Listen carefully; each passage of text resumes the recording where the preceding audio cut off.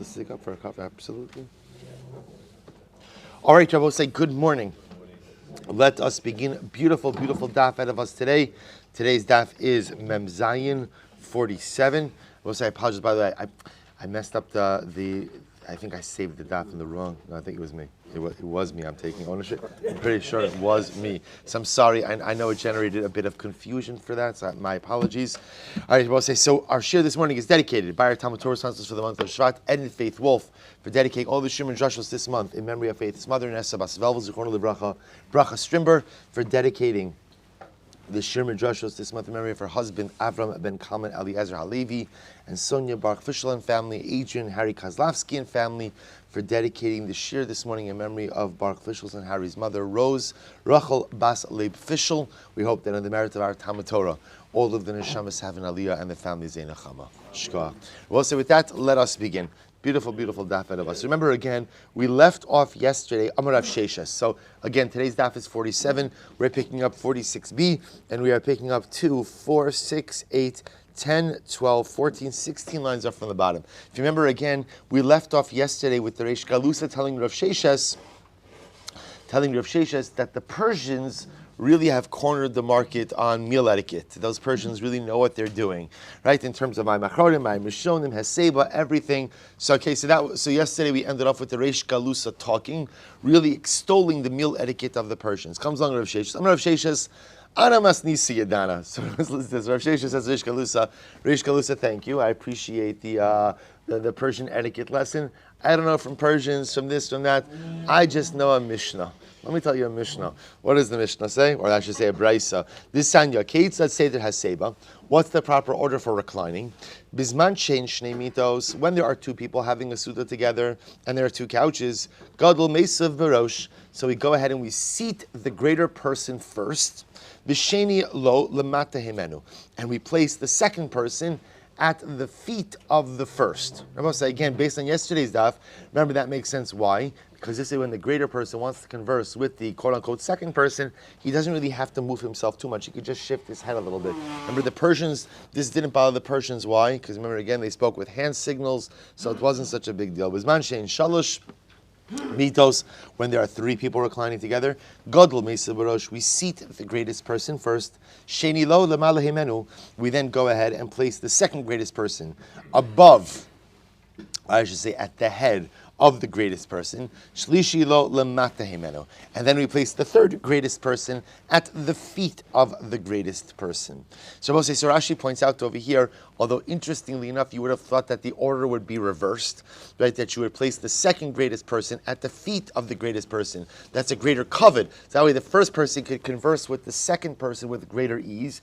In this model again, the third person is at the feet of the first person, where the second person is at the head of the first person. So if the first person wants to speak with the second person, he has to move a little bit. With the third person, he doesn't have to move a little bit. So what's the pshat? So Rashi very beautifully points out, because putting the second person at the feet of the first person and the third person at the head of the first person would be a slight to the second person. Good, says the Gemara. Good, so says the Gemara. So also when it comes to washing your hands before the meal, ultimately you begin with the greatest person. So we'll say out of kavod you begin with the greatest person. But we'll say, but Rashi points out over here, remember again, the Persians didn't like, right? The Persians did this also. So Rashi points out, this is fascinating. So while it is true that they are mechabe, the greatest person with washing first, but what? He didn't wait for everyone else. So he washed, he sat down, and they brought him his table right then and there. My machronim, this is very interesting. My machronim, bisman shem hey. So when there are a group of five or less people, maschilin min hagadol. So we'll say my machronim, if there's a small group of five or less, so we'll start from the gadol, from the greatest person in the group. The reason five or less, I will say, is why? Because lemaisa, if it's a small group like that, remember what's the issue with my machronim? The issue with my machronim is, when you do machronim, they remove the table. So you don't want it to be a situation where the gadol had his table removed, right, and he's waiting for everyone else to go ahead and wash. So what they do over here is, if it's a small group, so therefore again we start Mayim Achronim with the greatest person. He's not going to have to wait too long for everyone else to wash. Ubizman shein meya, but if there's 100 people, Rabbi said, the truth is, Rashi points out 100 people doesn't mean 100 people. 100 people means more than 5, right? So if there's, but again, he uses, if there's a larger group, maschilim in katan. So in that case, they begin Mayim Achronim again from the katan, from the least important person in the group. Ad shemagin eitzel hay. Interestingly enough, until they get to the last group of 5. After they get to the last group of 5, v'chozim maschilim in gadol. Interestingly enough, after you get to the last group of 5, then what? So again, you begin from the katan. When you get to the last group of 5, you go to the gadol and then go like that. Ulamakom shemayim achronim chozim l'sham bracha chozeres. And I will say, ultimately, again, the place where Mayim Achronim begins with the last group of 5, that's who leads benching, which is another way of saying the greatest person leads benching. So remember, again, if you have a small group, you start with the gadol and then work your way to the katan. You have a large group, start with the katan, work your way to the last group of 5, and then when you get to the last group of 5, begin with the gadol and work your way backwards from there. Person who leads, the person who would do Mayim Achronim in that group of 5 would be the person who leads benching. They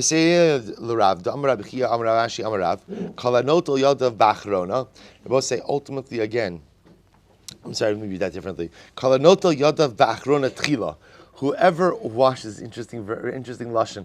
Whoever washes the last waters first, which means whoever washes Mayim Achronim first, whoever is given the covet of washing Mayim Achronim first, who mizumin lebracha.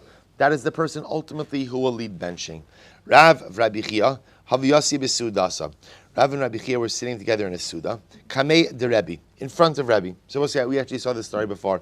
Amrali Rabbi the Rav. So Rabbi said to Rav, Kum mash yadech. So we'll see, Rabbi said to Rav, go and wash your hands. This is at the end of the meal. Go and wash your hands. Chazye de kamarases. So we'll see, Rabbi Chia saw that his chaver Rav was shaking. He was all nervous. But we'll see, because remember again, Rav didn't know why Rebbe told him to wash. Right? Remember, we saw this story before. There are two possibilities. Rav thought maybe Rebbe was saying to him, stop fressing, stop eating so much. Right? Why don't you go wash Mayim Achronim? Enough already.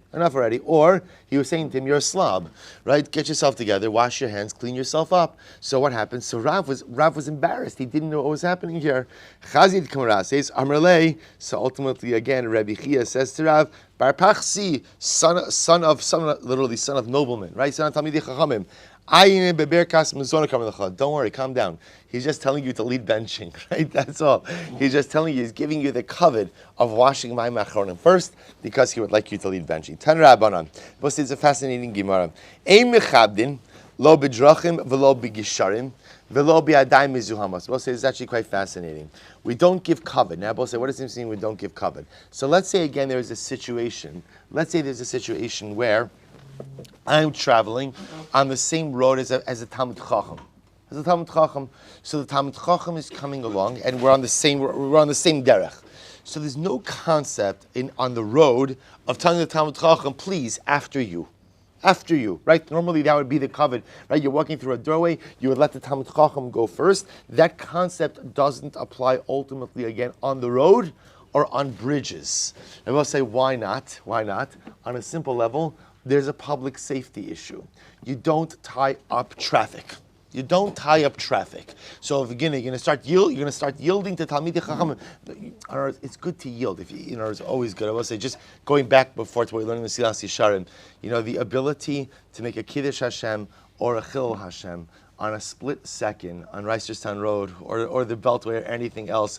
The few extra moments you give to yield to someone else or to let someone else in your lane, it's such a capacity for kedusha. It's so incredibly important. So, but the Gemara says that's true. That I should say, apparently it wasn't true in Talmudic times on the roads and on the bridges. It would create a public safety hazard if you yielded for the Talmid Chacham on the road or on the bridge. So we'll say, by the way, or for that matter, again, v'lo be'adayim mizuhamos. So as we'll say, yadayim mizuhamos. Rashi says, "Benetilas Mayim Achronim." So ultimately, again, when it comes to Mayim Achronim, the issue with Mayim again, this almost contradicts a little bit what we just said before, because we just said before we do give the gadol Mayim Achronim first. So we'll see how to reconcile that in just a moment.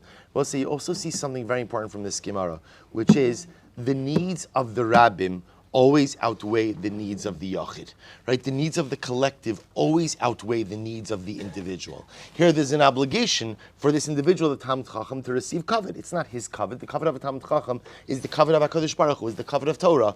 But yet, we see that the Talmid Chacham's kavod is set aside for the needs of the Rabbim. It's an incredibly important idea. The needs and sensitivities of the individual are important. They are. But at the end of the day, the needs of the collective always outweigh the needs of the individual. The Gemara goes on, tells a story. Ravin v'Abaye have ka'azli ba'orcha. So listen to the story. So Ravin and Abaye were traveling on the road. Kadmei chamri the Rabin lada Abaye. So what happened? So they're traveling at the same time, and apparently Ravin went in front of Abaye. V'lo amar le nezel mar. So remember again, Abaye was the greater sage, was the greater Talmid Chacham than Ravin. Yet Ravin went in front of Abaye on the road, and he did not give Abaye the opportunity to go forward. Amar midisalik hai mirabana mi'arava gasle daite. So I'll say, interestingly enough, Abaye was offended. Right, Rabbi was offended, and he said, this guy Ravin, ever since he came back from Eretz Yisrael, right, he's so frum, he's right, and that's it, right, and he doesn't give me kavod. He was very offended. And Rashi happens to point out over here that Ravin used to go back from Bavel to Eretz Yisrael, ultimately to tell over the teachings of Rabbi Yochanan. So what happens? So Kimat ala Pischa de Beit Knishta, when they came to the entranceway of the shul, Amarle Neil Mar, Ravin says to Abaye, please, after you. So Amrle vad hashta lav mar ano, and said Rabbi to Abaye, and up until now I wasn't your Rebbe. Right? In other words, what happened? Where was your lack of etiquette on the road? Amrle ana hachi am Rabbi Yochanan ein mechabdin ela b'Pesach sheyesh ba mezuzah.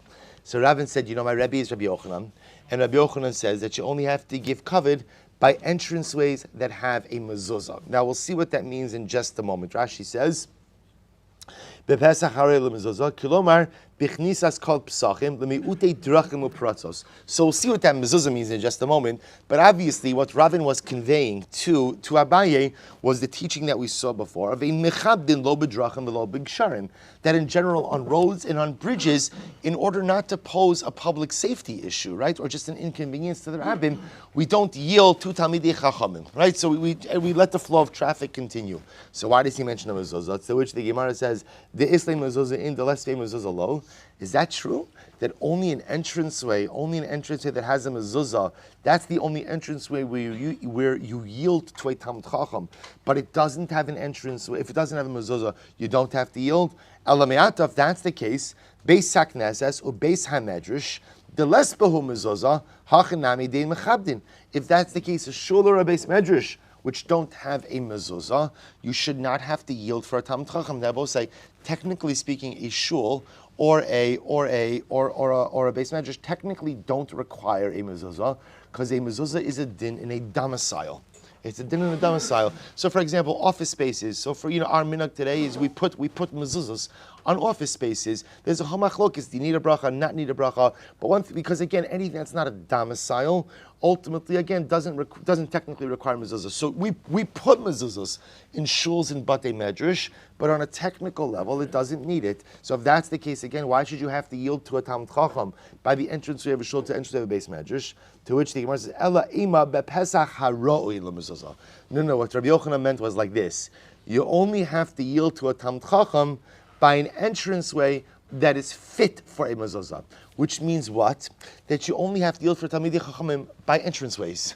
That's what it means, by entrances. It doesn't actually even literally mean that it conforms to the halachic details of mezuzah. What it really means is you don't have to yield on the roads and you don't have to yield on the bridges, but when going into buildings, when going into homes, that's ultimately again where you do yield to a Talmid Chacham. Pretty amazing. Says the Gemara, Am Rav Yehuda Bereid Rav Shmuel Bar Shilas Mishmei Derav.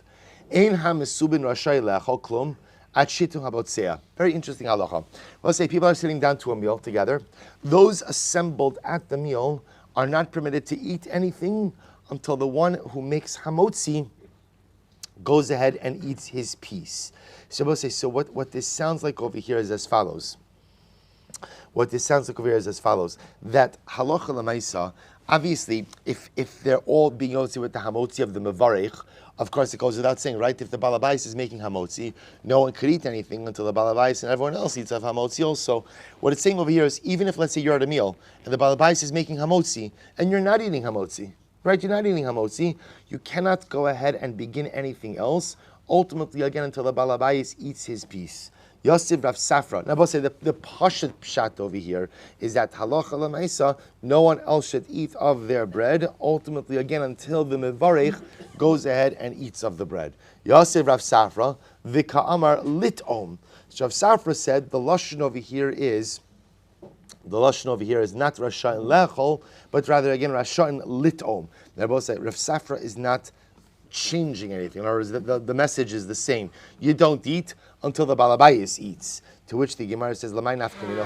Who cares if the lashon is ein hamesubin rasha'in le'echol or ein hamesubin rasha'in litom? It's the same message. Lamay nafkamina shechayev adam lomar belashon rabo. Both say the nafkamina is that when relaying the teachings of your Rebbe, a person should be precise with the lashon. Person should be precise with the wording. An incredible idea on multiple levels. First of all, be attentive enough in your learning that you could recite ultimately again what your Rebbe says verbatim, using the words that he uses, but also a din in proper preservation of the Masorah, of the tradition. The idea of not just espousing concepts, but trying to espouse or repeat concepts in the same formulation that my Rebbe said it is exceptionally important for preservation of the Masorah. Beautiful. Turn Rabban, I will say some interesting etiquette halachas. Shnayim mamtinin zela zebikara. We'll say this is fascinating. Two people have to wait for each other when eating together. Now remember, they're working from a model of people eating together from a shared bowl. So let's say again, you have two people eating together from a bowl. So I'll say, so what does this mean? Literally it means they wait for each other. So what you would think this means on a basic level is that they should wait. In other words, no one should dig in, so to speak, without the other. Actually, the way the Shulchan Aruch and Mishnah Berurah understand these cases is as follows: that halacha l'maisa, when two people are eating together, if let's say Reuven and Shimon are sharing from the same bowl, when Reuven takes a drink, right, and therefore is not eating, Shimon should pause. Shimon should pause. No one should eat from the shared bowl when the other one is not eating. Just proper etiquette. Shlosha. But if you have three people eating together, then there is no need for one to wait for the other. In other words, once you have three, it's a party, right? So once you have three, again, we can't start, because otherwise you get into a situation of two having to wait for one. So everybody eats at their own pace, and when one drinks, the other need not pause their eating. Habotseya, who poshet yado tchila. We'll say the botseya, the one who makes hamotzi, takes first. Right, so the one who, remember again, the assumption over here is the one who's making, remember, based on yesterday's daf, who's making hamotzi? The balabayas. Right, it's very important. You can be mechabe your guest with many different things. The one thing you are not, or that was the Shabbos' daf, the one thing you're not mechabe your guest with is hamotzi. That the balabayas always makes. So we'll say, so ultimately again, the balabayas therefore also partakes of the food first. Partakes of the food first. So whatever comes around, he takes part first. Rabbo say here is a kavod that he is permitted to go ahead and forego. So for example, the balabayis is the one who's making hamotzi. That kavod he cannot forego. So technically speaking, all the food gets passed to him first, or he partakes of all the food first. If he chooses to yield to his Rebbe, to someone who's greater than him, or for that matter, just to his guest, he has the right to yield that right. Right, he has the ability to yield that right. So if he wants to give the right, a first portion to someone else, he has the ability to do so. Rabbi Bar Chana hava asik le'lebrei be'Rav Shmuel. This is very beautiful. So Rabbi Bar Chana was marrying off his son to the daughter of Rav Shmuel Bar Katina. So listen to this. Kadim v'Yasiv. So we'll say this is so beautiful. Rabbi Bar Chana sits down with his son at the chasana. They sit down together. Look at Rashi. Kadim, Rabbi Barachana, leishev ala shulchan. So can you imagine the scene? It's the chasana. He sat down with his son at the chasana. Velishnos libno hilchos seuda. And he said, son, son, I want to teach you a little bit of Hilchos Su'uda now. The laws of Su'uda, why? Listen to this. Because the chassan was often the one who would make hamotzi, and therefore the father wanted to teach him. It's such a beautiful, let's say, when Torah is your life, so there's no time, there's no event that doesn't lend itself to Torah. So can you imagine this? The chassan and his father are sitting down at the chasana, and the father says to his son, let me teach you Hilchos of the Yer chassan. You're going to be making a lot of hamotzis over the next couple of days, over the next couple of years, right? Let me tell you the halachas of hamotzi. It's so beautiful. So the Gemara says as follows: And he taught us an interesting halacha, which is the person making hamotzi should not go ahead and break the loaf, literally again, until everyone finishes answering amen. So you should wait for everyone to say amen before you go ahead and you cut into the loaf. Rashi says, amen shal birchas hamotzi da'af anias amen min habrachahi. So we'll say, so the Gemara understands over here that the answering of amen is actually part of the bracha. Therefore, again, the bread should not be cut until the bracha is complete, and the bracha is only complete until when? After everyone finishes. So don't cut until everyone finishes amen. So Rav Chisda Amar, mipi rova onim. Rav Chisda says, no, you don't need everyone to finish amen, rather as long as the majority of people have finished their amen. Amarle Rami Bar Chama, Maishna Ruba Dakati lo kalya bracha, miutanami lo kalya bracha. I don't understand. Why is it just the rov, right? So the rov, why? Because again, if the rov has not yet finished amen, so that means the bracha is not complete. But I don't understand. Even if there's a miut, even if some of the people have not yet finished amen, the bracha is not complete. Amarle Sha'ani Omer Kala Omer Amen Yoser Midai. Eino ela toeh. Because I say anyone who prolongs or elongates their amen too much is mistaken. So therefore, Rabbi said the assumption over here is you wait for the majority of people to answer amen. At that point in time, the bracha is considered to be complete, and then again the mevarich could go ahead and cut the loaf. If there are still people saying amen, that's their problem. Then already your amen is going way too long, and that's not appropriate. So we'll say, so now that we mentioned amen, the Gemara says something amazing. Tanrabanan, ein onin, lo amen chatufa, velo amen kitufa, velo amen yisoma. It is not appropriate to answer an amen chatufa. We'll say, what's chatufa? Look at Rashi. Shekorin as ha'alif bechataf, velo bepatach, really bekamatz. Ve'omer amen, vutzarch, so we'll say, amen chatufa is where you don't pronounce the first kamatz of amen. Instead, you pronounce it. They call it a chataf. But what they're really referring to is a shva. You say imein. Instead of say you say eh. So imein is considered to be like a truncated amen on the front end. So a person who answers an amen chatufa, an imein instead of an amen, that's not correct. V'lo amen ketufa. Amen ketufa is someone who cuts off the mem. Right, the nun at the end. Look at Rashi Chatufa. Shekornes ha'alif bechat. I'm sorry, Ketufa. Shemechaser kriyas hanun. Shenemotzia bepesh sheteni keres. You say ameh, so you prolong the ameh, but you don't pronounce the na. So again, Chatufa is you're not pronouncing an a of amen, but instead an The amen Ketufa is you're not pronouncing the nun. What's an amen yisoma? This is very interesting. An orphaned amen. Rashi says, Shaloshama habracha ela sheshama she'onin amen. This is a case where you didn't hear the bracha, but you just hear everyone answering amen, so you join in. So that's called an orphaned amen. You don't know what you're answering amen to, but you answer amen. So the Gemara says you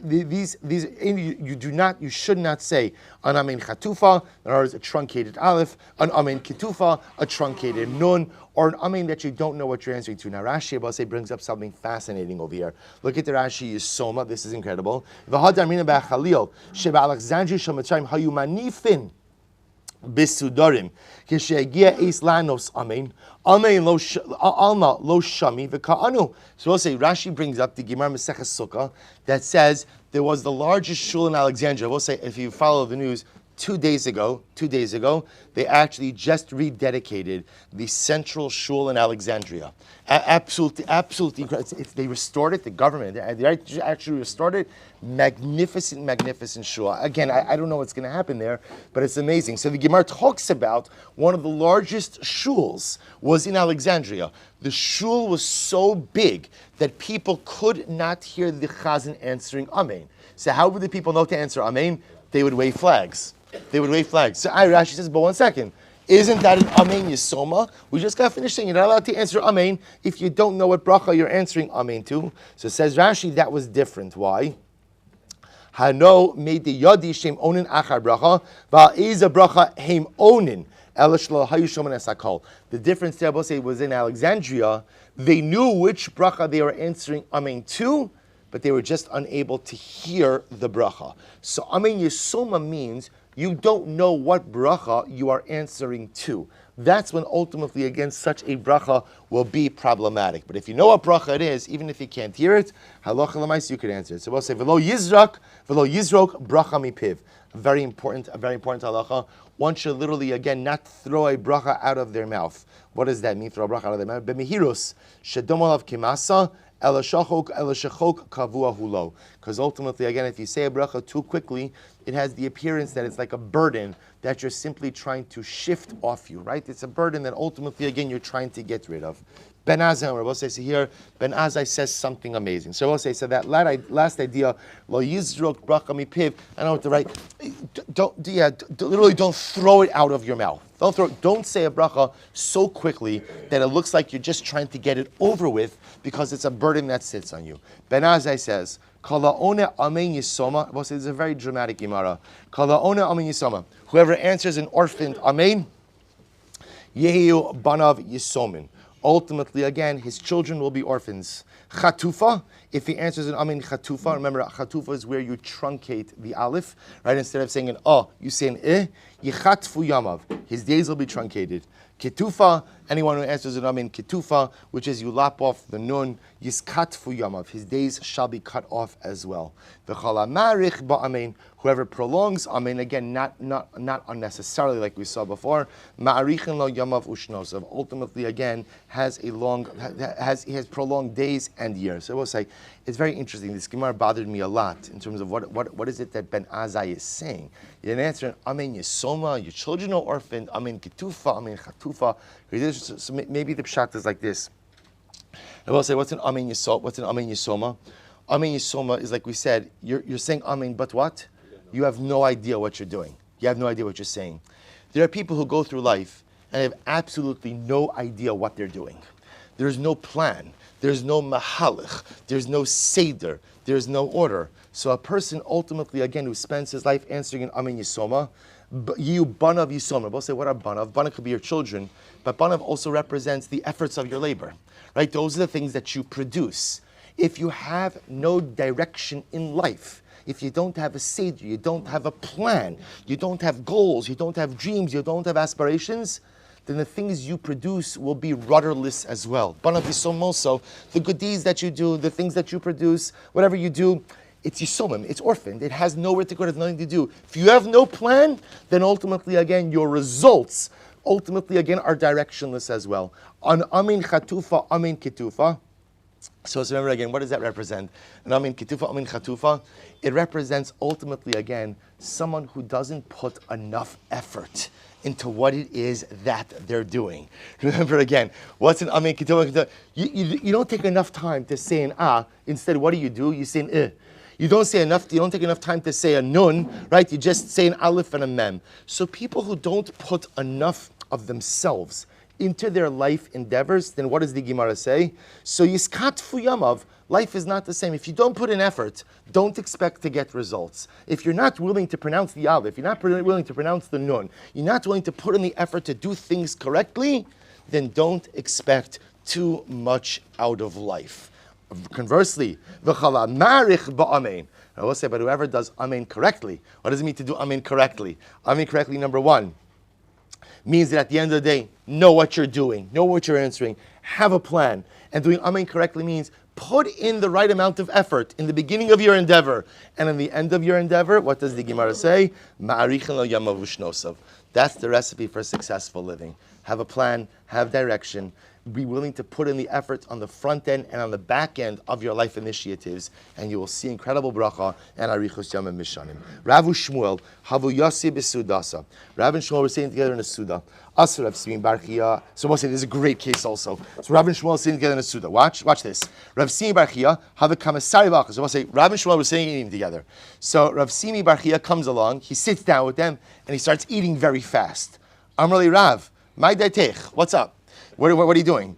Litz tarufe bahadan. Oh, I get it. You're vacuuming in everything because you think you're going to join with our mezumin, right? But here's the problem. Ana nachlinala, we're done. We finished eating already. So just because you sit down with us at the end of the day does not allow you to join in the mezumin. Amar le Shmuel. So Shmuel says to Rav, 1 second. The truth is, are we really done? Ilu maisi li ardile v'gozlaya la'aba milo achlinan.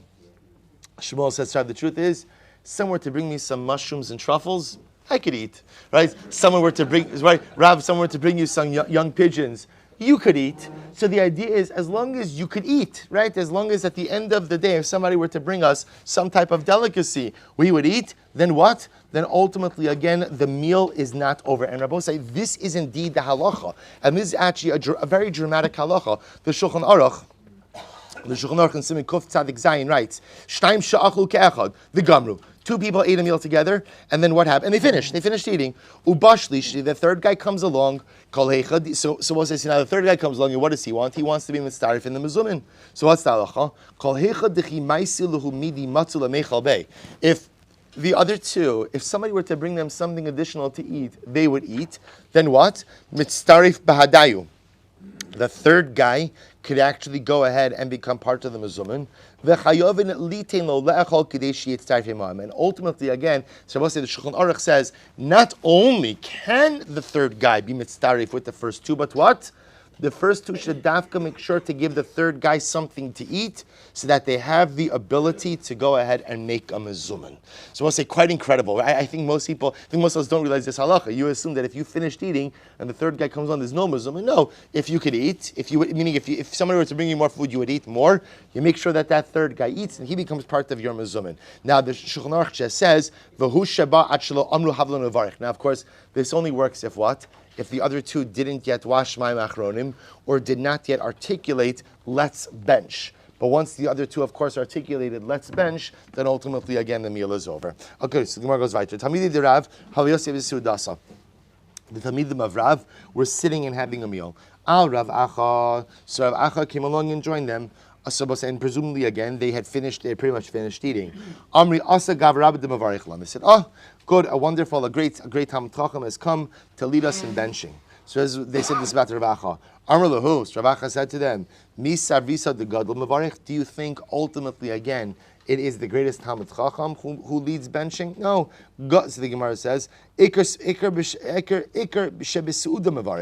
it's important ultimately again to have someone who was there from the beginning of the meal lead benching. But in fact that's not the halacha v'hilchasa gadol mevarich afagav de asa lebasof.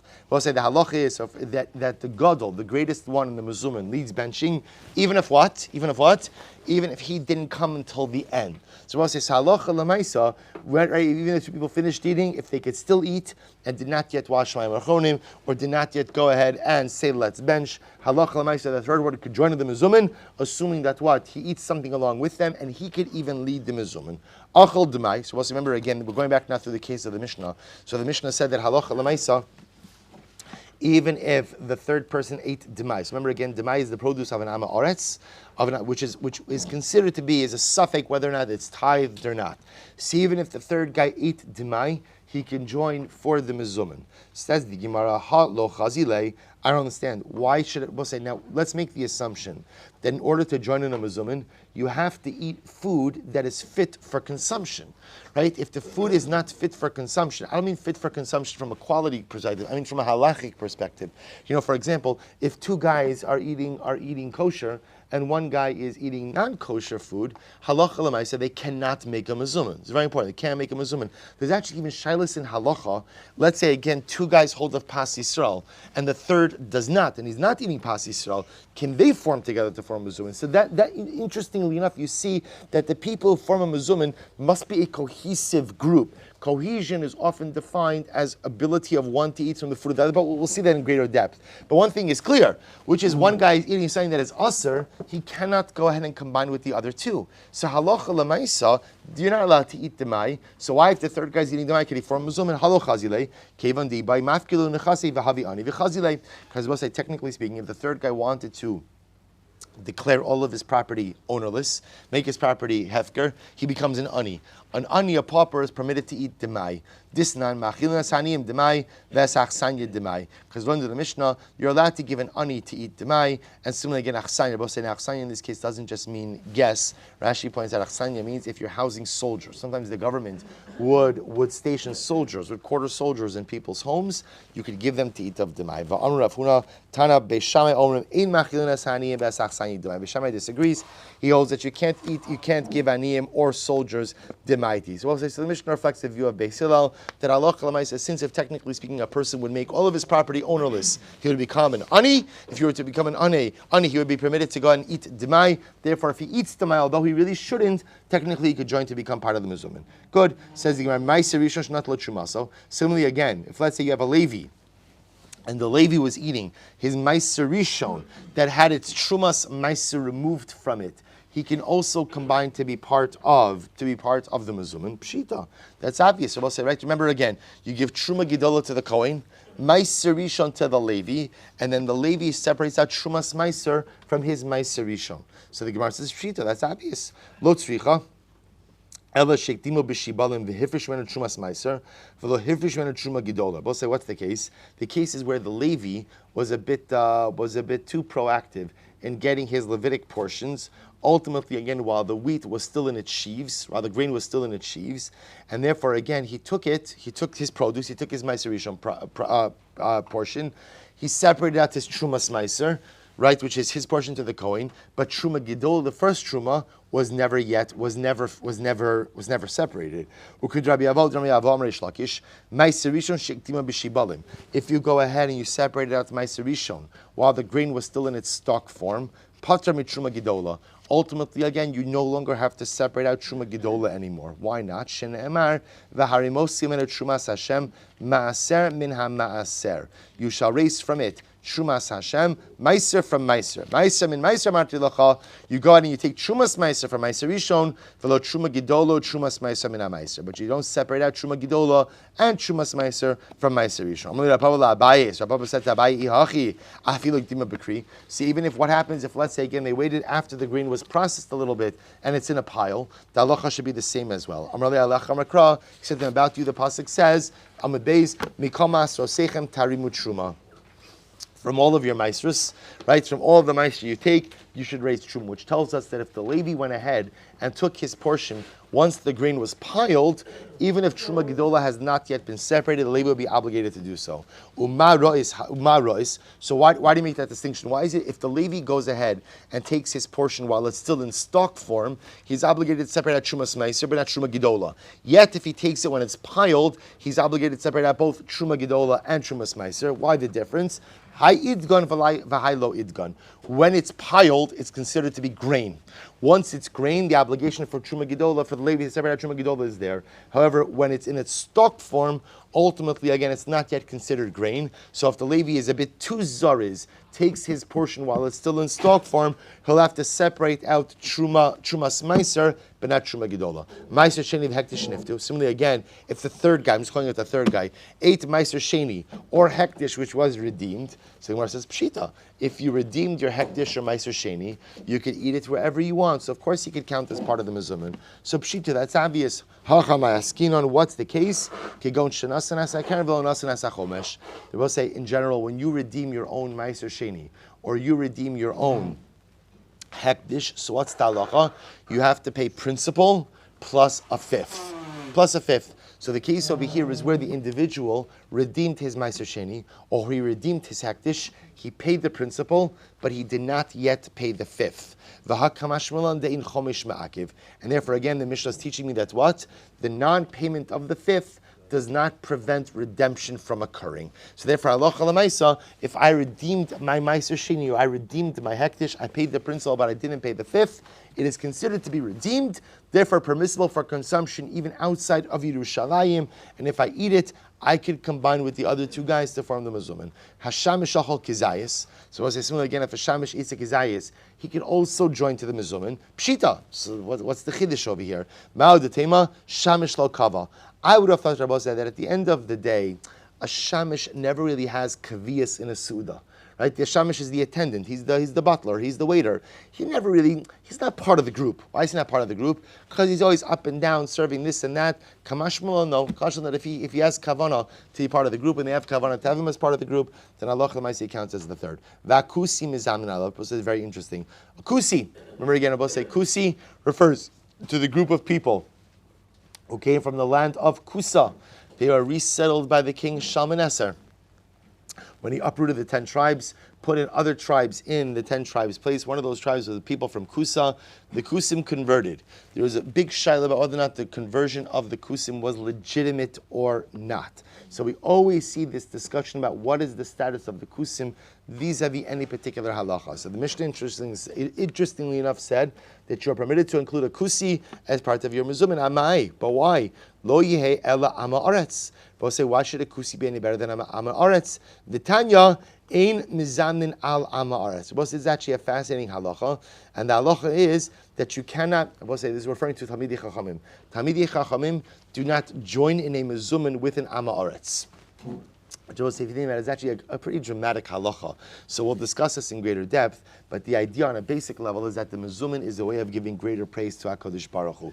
The praise is only there if halacha l'maisa, the people who are giving the praise are of some type of equal level. For example, 3 amaratzim, right, 3 amei ha'aretz can join in a mezumin. It's only Talmidei Chachamim who shouldn't join in a mezumin with an ama aretz. Abayu Amar B'Kushabos says, so why should a kusi be any better than an ama aretz? And we said that an ama aretz can't join in a mezumin. To which the Gemara says, Abayu Amar B'Kusi Chaver. Abayu says, who are we talking about? A kusi is a Talmud Chacham. Talmud Chacham kusi. Rava Amar no afilu tema b'kusi ama aretz. You can even talk about a kusi ama aretz. We'll say, watch this. About the definition of an ama aretz. What is the definition of an ignorant person? Watch this. Tisanya ezu ama aretz. Rabbi say, who is an ama aretz? What's the definition? Rabbi say, you understand, this is not like who's an ama aretz, so we could call him an ama aretz. Right? This is, remember, being an ama aretz has halachic ramifications. What do we do with your produce? Right? What is your general level of believability or reliability regarding different things? So what is the definition of an amaretz? Kol she'enu okel chuyav b'tara divrei Meir. Meir says, whoever does not eat their regular food in a state of ritual purity, that's an amaretz. So that's, by the way, a pretty high level. Tit chulin b'tara. Right? Chulin b'tara means you eat your regular food in a state of ritual purity. Whoever doesn't do that is called an amaretz. Divrei Meir, chum say no. Chacham say the definition of an amaretz is someone who does not tithe his produce. That's the definition of an amaretz. The Rabbi say, so therefore, again, we understand now. Remember, we're trying to figure out why a kusi could count for a mezumin. Because after all, shouldn't a kusi be no better than an amaretz? And an amaretz does not go ahead and count towards a mezumin. So what's the pshat over here? So the Gemara says, according to the Chachamim, the definition of an amaretz is someone who doesn't tithe this produce. V'hani kusoi asuri me'asri. The kusim were known, actually, interestingly enough, to be very diligent and vigilant in the tithing of their produce. Listen to this. The Gemara says, Mishar Zihiri. Because Rabbi say, remember again, the kusim, their problem is only with what? With Torah Shebal Peh, right? With the verbal tradition. But ultimately, again, anything that is actually written in the Torah, they're very meticulous with. The Gemara says, the Amar Mar, Kol Mitzvah Shechziku Bakusim Harbe, Meharbe Medaktikin Ba Yoser Mi Yisrael. Such incredible. Anything that the kusim do, they do even better than the rest of the Jewish people. So therefore, the Gemara suggests over here that if you subscribe to the rabbi's definition, to the Rabbanan's definition of an Am Haaretz, that Am Haaretz is someone who does not tithe his produce, then a kusi is not an Am Haaretz. Why? Because kusim were known to tithe their produce. Therefore, what? Therefore, halacha l'maisa, kusi could count as part of the mezumin. So we'll say now that we started talking about Am Haaretz, the Gemara says, "Han Rabbanan, Ezu Am Haaretz, who's an Am Haaretz? Kol she'eino kari kriyas shema arvis l'shachris de Rabbi Eliezer." Rabbi Eliezer says, if you don't daven shachris and ma'ariv, right? You don't say kriyas shema in the morning, kriyas shema in the evening. That is an Am Haaretz. Rabbi Yeshua Omer, Kol she'eino maniach tefillin. Rabbi Yeshua says anyone who doesn't put on tefillin every day is called an Am Haaretz. Ben Azai Omer, Kol she'ein lo tzitzis bebigdo. Anyone who doesn't wear tzitzis is called an Am Haaretz. Rabbi Nassim will say, so you see, by the way, what they're describing over here are basic daily activities of Judaic living, right? So every day, tefillin, tzitzis, shachris, kriyas shema in the morning and the evening. Rabbi Nassim Omer, Kol she'ein mezuzah al pischo. Anyone who doesn't have a mezuzah by his entranceway. Rabbi Yassin Bar Yosef Omer, Koshi yesh lo banim ve'eno megadlin l'talmud Torah. Both say, Rabbi Nassim, this is dramatic. Rabbi Nassim says the true mark of an Am Haaretz is not your own behaviors. It's ultimately, again, what do you give to your children? What do you give to your children? Do you raise your children in a way that you're raising them ultimately, again, to a life of Torah, to a life where they value Torah, to a life where they learn Torah, to a life where they treasure Torah? A person who does that, great. The person who doesn't do that, that's unfortunately an Am Haaretz. Achirim omrim, afilu kara v'shama. This is incredible. The Achirim say, even if a person learned, right? V'lo shimish tamidei chachamim hareza Am Haaretz. If you learn, but you do not go ahead and properly serve Tamidei Chachamim, that's also not Maras. So what's the pshat with that? So remember again, you see Chazal place an incredible emphasis on serving Tamidei Chachamim, which really means spending time with Tamidei Chachamim, right? What's the goal? The goal is, we all know, if you have a relationship with great people, so you learn so much from observing them more than just what they say. So there's an element of things that I pick up from my Rebbe just from being around my Rebbe, just spending time outside of the shir, outside of his teachings, which are so important. So the Gemara says, a person who is not Mishamish Tamidei Chacham, a person who doesn't spend time, ultimately, again, with their Rebbe, with Tamidei Chachamim, loses out on something. There's such a person as an Am Haaretz. Amar Rav Huna, halacha kacherim. Rav Huna says, halacha follows acherim. Rabbi Bar Chama, so let's listen to this. This is an incredible story. Rabbi Bar Chama lo azmin alei Rav Menashe bar Tachlifa. Rabbi Bar Chama would not join in a mezumin with Rav Menashe bar Tachlifa. Incredible. Detani sifra v'sifri v'hilchasa. Because Rabbi Bar Chama felt that even though Rav Menashe was very learned, he never served Talmidei Chachamim, and because he never served Talmidei Chachamim, therefore was an Am Haaretz. Therefore, Rabbi Bar Chama refused to join in a mezumin with him. Pretty dramatic. Kinach nafshed Rabbi Bar Chama. When Rabbi Bar Chama died, and it sounds like Rabbi Bar Chama died at a little bit of a younger age, Amar Rava said, Lo nach nafshed Rabbi Bar Chama ela de lo azmin Rav Menashe bar Tachlifa. The only reason Rabbi Bar Chama died early is because ultimately, again, he disparaged Rav Menashe bar Tachlifa. Since he refused to join in a Mazur Rav Menashe bar Tachlifa, he disparaged his kavod. That's why ultimately, again, Rabbi Bar Chama died early. A pretty dramatic Gemara. But one second, what did Rabbi Bar Chama do wrong? But one second, we'll say if Rav Menashe did not serve Talmidei Chachamim, then again the Achirim say that's an Am Haaretz, and we don't join with an Am Haaretz in mezumin. So which the Gemara says, Rav Menashe bar Tachlifa demashu l'Rabbanan. So ultimately, again, it's not true. It's not true that in fact Rav Menashe bar Tachlifa did go ahead and serve Talmidei Chachamim. Rabbi Bar Chama hu delo daka basrei. Rabbi Bar Chama didn't have good intel, right? His information was wrong. Lishna achrina, the other possibility. So the first version of the story is Rabbi Bar Chama was just wrong. Rabbi Menashe did serve Talmidei Chachamim. Just Rabbi Bar Chama for some reason thought that he didn't. Lishna achrina, the other possibility is the Shama Shmaisa Sami Pumai Drabanan, the Garis Luke Tzurma Rabbanan. That even though he did not go ahead and serve Rabbanim, I will say this could be that perhaps again, maybe Rav Menashe came to Torah a little bit later, whatever the circumstances were. Even if he did not go ahead and serve Talmidei Chachamim, he was so meticulous with hearing the correct conclusions from the mouths of Talmidei Chachamim that it was as if he had served them. All right, boss, we'll have to stop over here. All right, we'll pick up here in Hashem tomorrow. It's going to be great.